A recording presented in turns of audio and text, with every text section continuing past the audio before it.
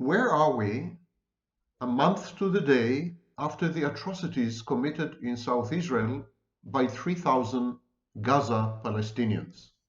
Wait a minute, you say. These were not Gaza Palestinians. These were Hamas fighters and militants, or maybe terrorists, depending on your predilection. I disagree. I'm using the phrase Gaza Palestinians or Palestinians from Gaza rather than the habitual Hamas, because by now it has become clear that civilians from Gaza and criminals from Gaza who breached the fence on October 7th, they are the ones who committed most of the heinous crimes against civilians. Hamas terrorists, by comparison, were relatively disciplined throughout the 12 to 24 hours incident. And yes, it took the hallowed and hollowed IDF, Israeli Defense Forces, that long to reach the scene in any meaningful way. In the meantime, Israel found out to its chagrin and shock that Hamas is actually an organized army with a vast arsenal, a network, multi-layered network of tunnels, a second city underground. And it is hierarchical, it is organized, it is fully funded, it has modern weapons, and it comprises anywhere between 30 and 40,000 fighters, 10,000 of which are the hard nucleus, including a relatively well-equipped and well-trained commando force. This shocked Israel. It's another intelligence failure. It also means that Israel's chances to eradicate Hamas are non-existent.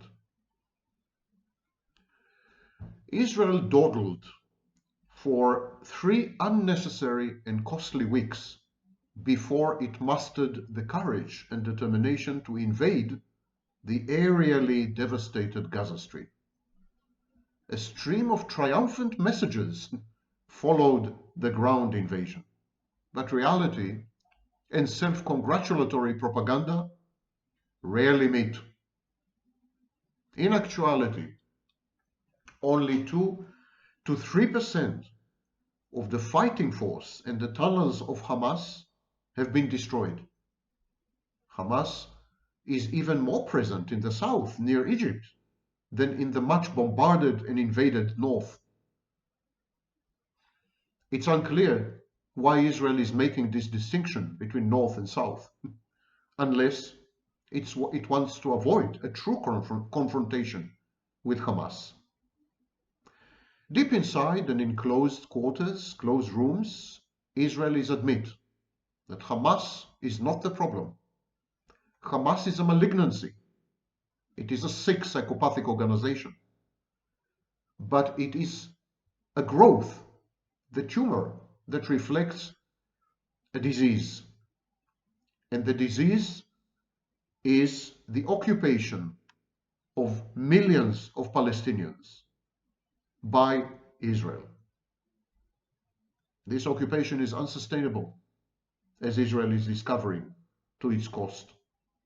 And Israel's unwillingness to negotiate a settlement or a solution to the occupation is what gives rise to sickos, psychopaths, mass killers like Hamas. I'm talking about the military wing of Hamas, the military arm, headed by the arch psychopath Sinwar, a murderous thug. Hamas is still firing rockets at Israel. It is still holding on to the hostages. It is far from capitulating. Hamas is taunting Israel daily. International grassroots support for Israel is being sorely tested by what is beginning to be widely perceived as its campaign of war crimes against Gazans. So what is Israel to do? Having placed itself impossible goals, having backed itself into a rhetorical corner, Israel must now declare victory and negotiate a ceasefire, replete with the release of all civilian hostages held by various groups in Gaza. There is actually no other solution. But this is very unlikely to happen. The rhetoric has taken over. The grandiose megalomaniacal statements have acquired a life of their own. Reality is denied, and Israel is encased in a fantasy, a shared fantasy, a common clinical feature of pathological narcissism. Israel is led by a kleptocracy of grandiose, malignant narcissists and petty criminals, immured in fantasies and led by Netanyahu, whose only priority is and always has been Netanyahu. The political echelons of Israel are estranged from the people. Israel is actually in the throes of slow motion, simmering revolutionary civil war, which may erupt at any minute. Definitely after this pseudo war is over. Let's be clear about things. My criticism of Israel's strategy, of its choice to collectively punish the population of Gaza, which technically is a war crime and a crime against humanity. My criticism of Israel for its inability to face reality and to be courageous enough and brave enough to admit its vulnerabilities and its need for peace. My criticism is not a vindication of Hamas, the military arm of Hamas, not the Dawa, not the social arm, but the military arm, is a fanatical and tyrannical death cult headed by arch psychopaths and serial killers who propagate their own brand of fake Islam. For example, yet a second time in this short video, Sinwar.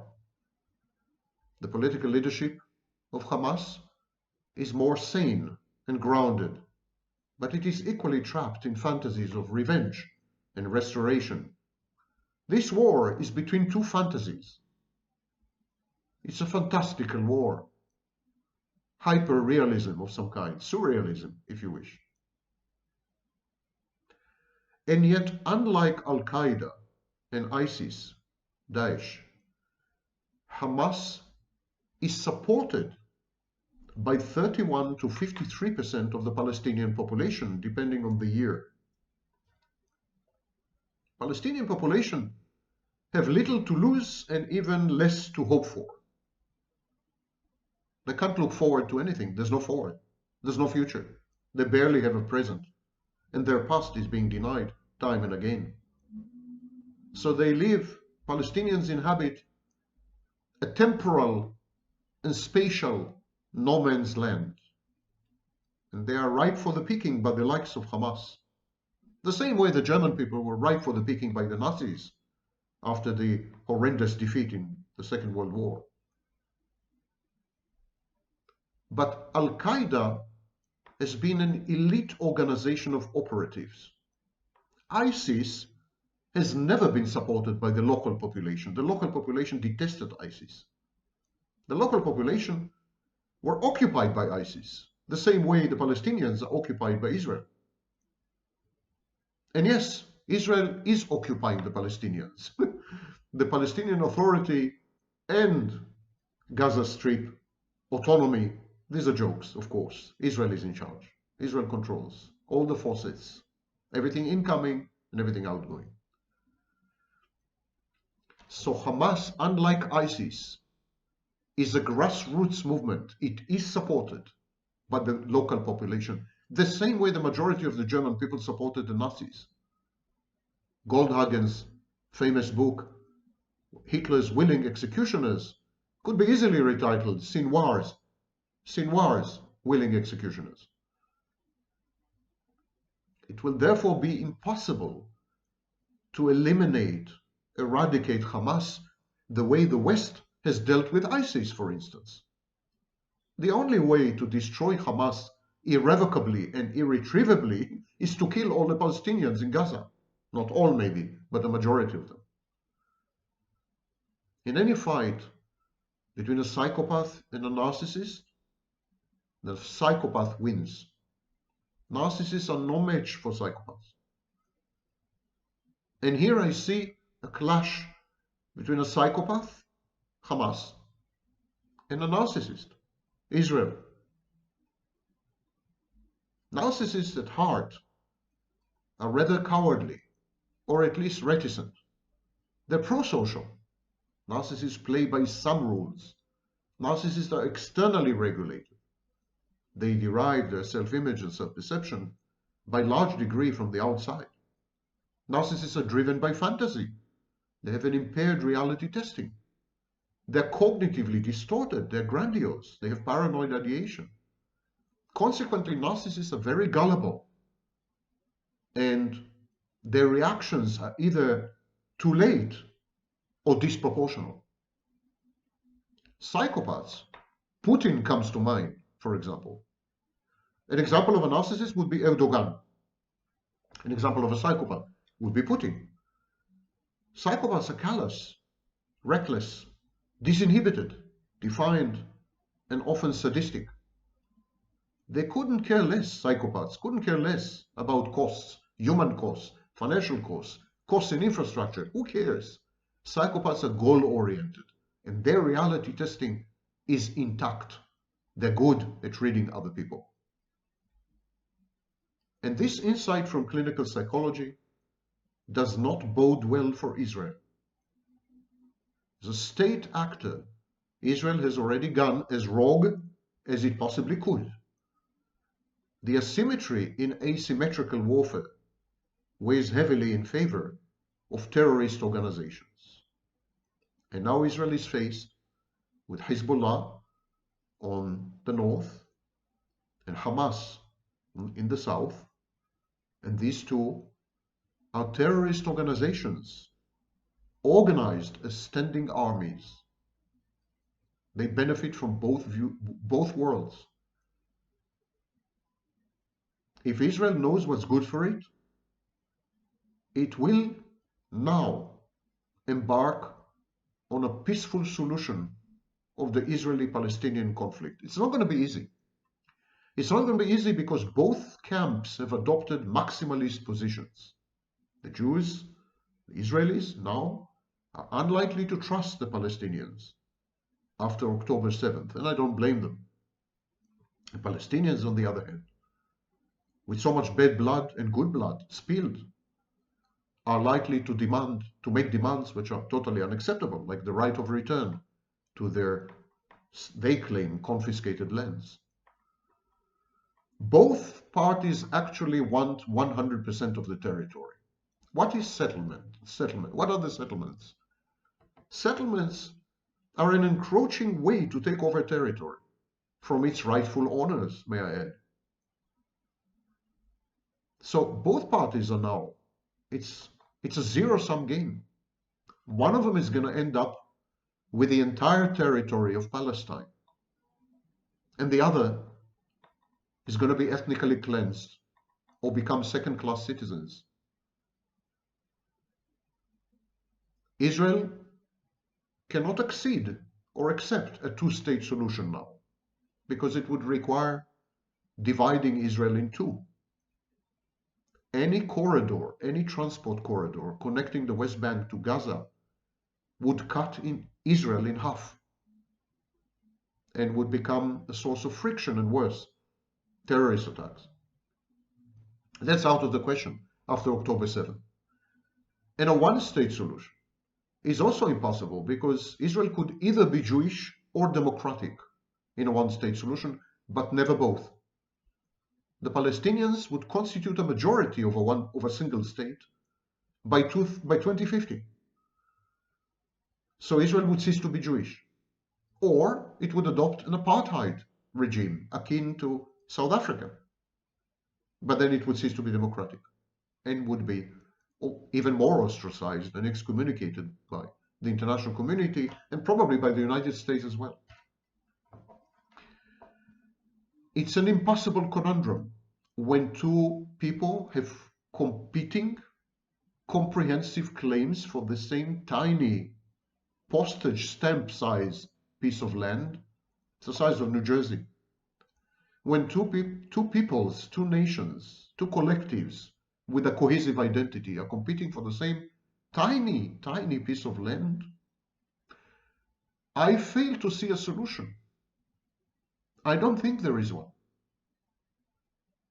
I don't think there is one. I think that's precisely why this conflict has been going on at the very least for 100 years and probably 140 years. It's likely to continue to go on for another 100 years should Israel survive. If Israel were to alienate again the rest of the Arab world and the Muslim world, for example Turkey, Pakistan, it would be faced with a formidable existential challenge.